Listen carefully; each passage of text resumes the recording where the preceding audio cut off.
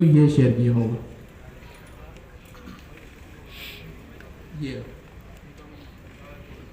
ये फिग्मा का टेम्पलेट भी है जो आप लोगों को दिया गया था, और ये सैनिटी की चीट शीट भी है जो मैंने लास्ट क्लास में आप लोगों के साथ शेयर की थी। इसमें सारी क्वेरीज वगैरह लिखी हुई है।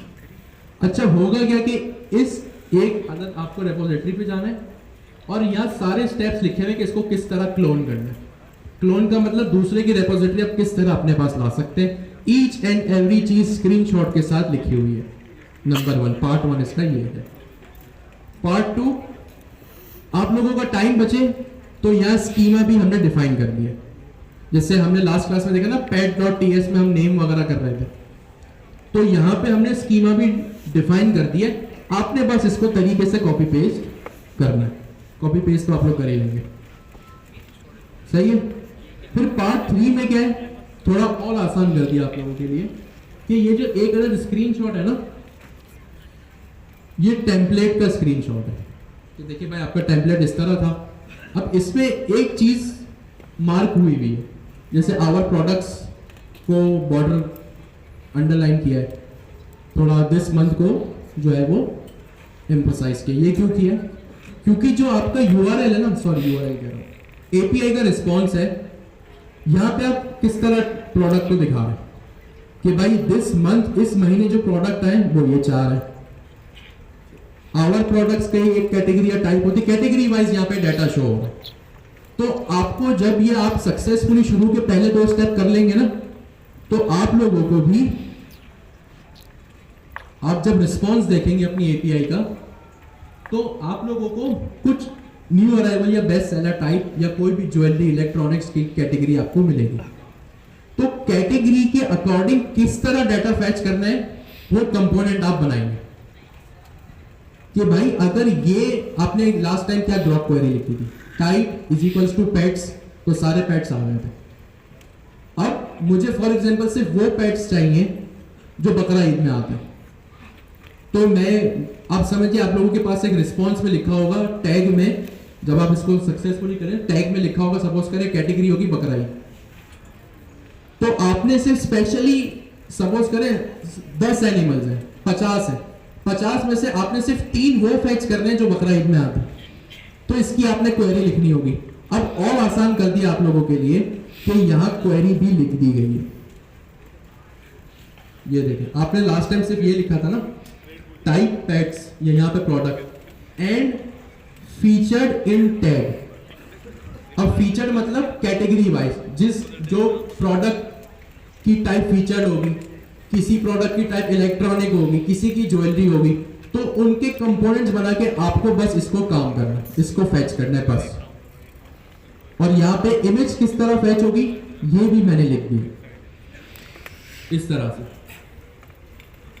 इमेज को आप इस तरह, आपने कुछ नहीं करना, बस इसको कॉपी करना है, इस लाइन ऑफ कोड को अपने स्कीमा में कॉपी करना है, और जो नेक्स्ट जेएस का इमेज कंपोनेंट होता है वहां एसआरसी में जाके इसको लिख देना, खत्म, इमेज आ जाएगी। कोई रॉकेट साइंस नहीं है इमेज लाना।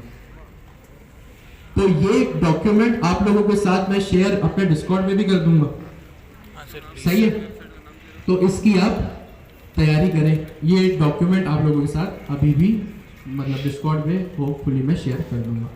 कोड अभी हमने जितना किया है, और यहाँ पे जो भी हम मैंने नोटपैड पे डिस्क्रिप्शन लिखी है, ये भी मैं स्क्रीनशॉट अटैच करके रेपोजिटरी में ही रख दूंगा। तो राउट हैंडलर्स की प्रैक्टिस करें, हैकाथॉन की प्रैक्टिस करें, और जो हमने आज क्लास में पढ़ा है और जो आप पढ़ेंगे उसको लिंक्डइन पे पोस्ट भी करें। थैंक यू सो मच, आज के लिए इतना काफी है। सर झूठ नहीं बोले, सर ये झूठ है।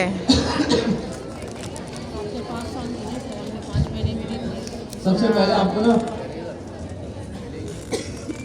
मॉक एपीआई पे जाना है, सही है। मॉक एपीआई को हटाओ, पे चले जाना, इधर जाइएगा,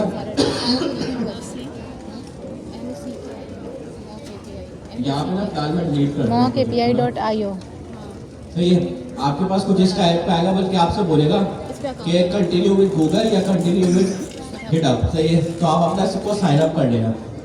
साइन अप करने के बाद यहाँ पे वो आपको बोलेगा एक नया प्रोजेक्ट बनाने के लिए। यहाँ पे आके आप अपना नया प्रोजेक्ट बना लेना, जो भी होगा आप अपने नाम से बना लेना, हैकाथॉन के नाम से, सही है, हैकाथॉन 3, सही है। अब अपनी एपीआई का ना कोई प्रीफिक्स रख लेना, जैसे अभी हमने नेक्स्ट.js में इसके अंदर एपीआई स्लैश हमें कोई भी बनाना होता तो हम फोल्डर बना देते ना, इसका भी यही सिनेरियो है। ये बोलते हैं कि सबसे पहले तो प्रीफिक्स लगाना है एपीआई का, सही है। अब लेट्स सी मुझे प्रोडक्ट्स गेट करने, तो मैं यहाँ पे इसको एक बना दूंगा, एक एंड पॉइंट बना दूंगा प्रोडक्ट के नाम से, ये क्रिएट हो गया, ठीक है। हैकाथॉन 3 के नाम से मेरा फोल्डर क्रिएट हो गया, ये प्रोजेक्ट क्रिएट हो गया। मैं इस पर क्लिक करूंगा, इससे मुझे पूरा का पूरा एंड पॉइंट दे दिया, ठीक है। अब ये क्या बोल रहा है, अब इसमें मुझे रिसोर्स ऐड करनी है, मैं इस पे जाऊंगा। अब आपको क्या क्या चीजें चाहिए डेटा के अंदर, वो बोलेगा ये डेटा आपको किस टाइप का चाहिए, सही है। आपको यूजर का नाम चाहिए, Faker.js जो है ना, Faker.js बेसिकली एक लाइब्रेरी है, सही है, जो रैंडमली हर किसी का नाम उठा के ला देगा और किसी का भी नाम ला देगा, तो इसकी टेंशन नहीं लेना। अगर लेट्स सी मैं बोलता हूँ मुझे यहाँ पे चाहिए इमेजेस चाहिए मुझे, मैं यहाँ पे आऊँगा, इमेजेस लिख दूंगा। अब ये मुझसे पूछ रहा आपको क्या चीज़ चाहिए, वैसे मुझे लग रहा है इसमें इमेजेस होंगी ही नहीं, सर है इसमें, यस सर, नहीं है इसमें,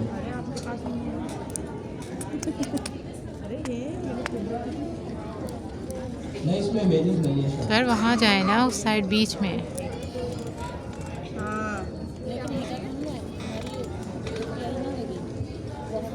आ गई ना, ठीक है, हाँ इमेजेस हैं। अब मुझे किसी की भी चीज़ की इमेजेस चाहिए, जैसे मुझे प्रोडक्ट की इमेजेस चाहिए, किसी की भी चाहिए, मुझे फिलहाल कैट की चाहिए, आके इसको सेलेक्ट कर लेना। ये बेसिकली आप जो है मॉक एपीआई के अंदर स्कीमा डिफाइन कर रहे हो कि मैं जो भी एपीआई बना रहा हूँ उसके अंदर मुझे डेटा किस टाइप का चाहिए, किस टाइप का डेटा चाहिए। तो मैंने बोला भाई पहले तो इसकी बाय डिफॉल्ट आईडी आएगी, वो चाहिए।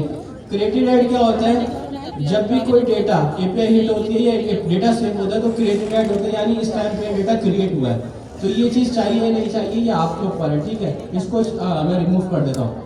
नेम चाहिए, मैंने कहा हाँ ना नेम दे दो। अवतार चाहिए, अवतार बेसिकली आपको वो जो आइकन टाइप का जो बना हुआ होता है ना वो।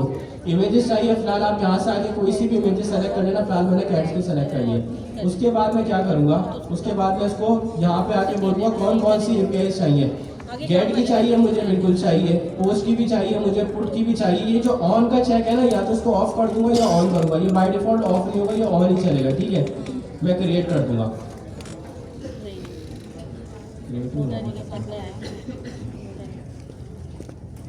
नहीं बाद में वापस क्रिएट का बटन, इसको भी देख लीजिए। अच्छा इसका नाम भी तो लिखना पड़ेगा ना, इसको लिख देते हैं फिलहाल।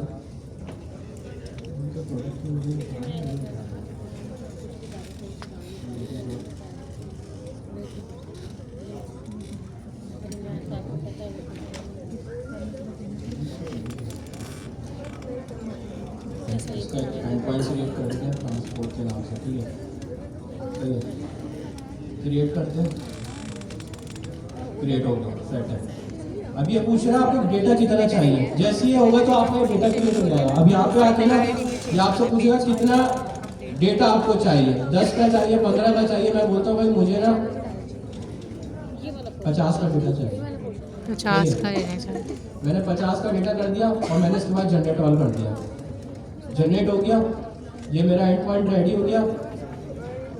अब मैं एंड पॉइंट को यूज़ कर लूँगा, इसको कॉपी करो। फिलहाल ये अभी ऐसे ही चल जाएगा क्योंकि इसके ऊपर जो है ना वो नहीं है। अब मेरा एंड पॉइंट का नाम क्या है, ट्रांसपोर्ट। अभी क्योंकि मैंने उसका नाम क्या लिखा हुआ है, ट्रांसपोर्ट। मैं हिट करूँगा, ये डेटा आ गया। आपको डेटा जनरेट करने की जरूरत ही नहीं है। मॉक एपीआई का काम बस इतना है ना आपका। मैं दोबारा रिपीट कर देता हूँ मैंने क्या क्या किया है ना। इमेजेस या रैंडमली प्रोडक्ट जनरेट करके दे रहा होता है, सही है। तो हम इसने बाय डिफॉल्ट Faker.js को ही यूज़ किया हुआ, तो हम इसको यूज़ कर लेंगे। ये अगर हम नेम या स्ट्रिंग वगैरह सेलेक्ट करेंगे तो हमें खुद से जाके तमाम चीज़ें डिफाइन करनी पड़ेंगी। तो फिलहाल मैं अभी इसको ज़्यादा डेप्थ में नहीं जा रहा, तो मैंने क्या करा, Faker.js कर लिया। अब उसने Faker.js के अंदर कोई प्रॉपर्टी होगी फुल नेम की, तो उसने दे दी, बता दिया। अवतार क्या होता है, अवतार बेसिकली आपका वो आइकन होता है। लेट्स सी मेरी इमेज का जो आता है फेसबुक के ऊपर, आप देखते हैं आइकन बना हुआ आ रहा होता है, तो अवतार बेसिकली वो होता है। तो इसने Faker.js से डायरेक्ट उठा लिया। अब मैं चाह रहा हूँ इसके अंदर कोई और प्रॉपर्टी भी ऐड होनी चाहिए ना। मैं चाह रहा हूँ कि इसमें वॉचेस का डेटा ऐड होना चाहिए। अब पता नहीं है वॉचेस का डेटा है या नहीं है। मैं इधर आता हूँ, इमेजेस नहीं होगा इस पे फैशन के ऊपर, हाँ इसको करा। उसके बाद आप ये देखेंगे ना, मैंने तीनों प्रॉपर्टी ऐड कर दी है। देन फिर वो बोलेगा मुझसे, अच्छा ये बंद नहीं होंगे ना आपके, आपको कौन कौन सी एपीआई चाहिए, आपको चाहिए गेट की, चाहिए गेट की एपीआई भी मिल जाएगी। सिंगल प्रोडक्ट का डेटा गेट करना हो उसकी एपीआई किस तरीके से बनेगी। तो फिलहाल अभी मैं मॉक के 10 पॉइंट को छोड़ रहा हूँ ना, आपको जब तक मैं वो नहीं बताऊंगा आपको समझ नहीं आएगा। उसके बाद पोस्ट का डेटा, हमें जिस तरीके से डेटा को पोस्ट करना है वो वाली एपीआई चाहिए, बिल्कुल चाहिए। इसी तरीके से हमें पुट का डेटा चाहिए, यानी हमें डेटा को एडिट करना है तो वो वाली एपीआई भी हमें इसकी चाहिए। इसी तरीके से हमें डिलीट का, अगर हमें कोई प्रोडक्ट को डिलीट कराना है तो डिलीट की एपीआई भी चाहिए। तो ये खुद से हमारी चारों एपीआई को क्रिएट करके दे देगा। क्रिएट करा, क्रिएट हो गया, सही है। उसके बाद ये मुझसे बोलेगा कि भाई तुम्हें डेटा कितना